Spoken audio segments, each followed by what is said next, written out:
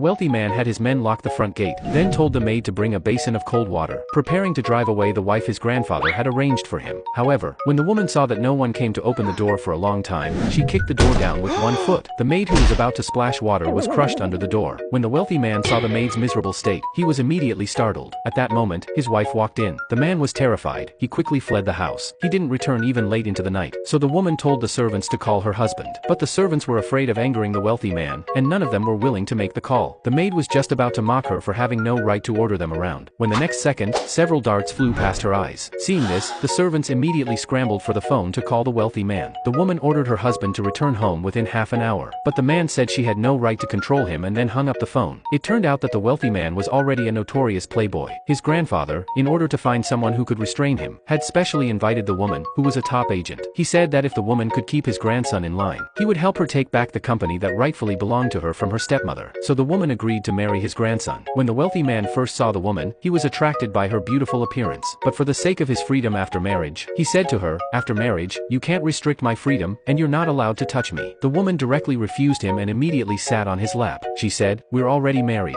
Even if I touch you, what can you do about it?" The wealthy man instantly became shy. The woman told him that after marriage, he was not allowed to stay out all night, otherwise, she would treat him like a toy in her hands. The man left angrily, and after he hung up the woman's phone, she immediately picked up a long knife and went to the bar to find him. At that moment, the man was still bragging to his friends about his status at home. When he turned around and saw his wife behind him, he was startled. A friend stepped forward to help the wealthy man out, but the next second, the woman swung her long knife. The wine bottle was instantly split in half. The woman warned them, "If my husband doesn't come home tonight, I'll do more than just split wine bottles." The friend immediately knelt down to beg for mercy and quickly urged the man to go home with his wife.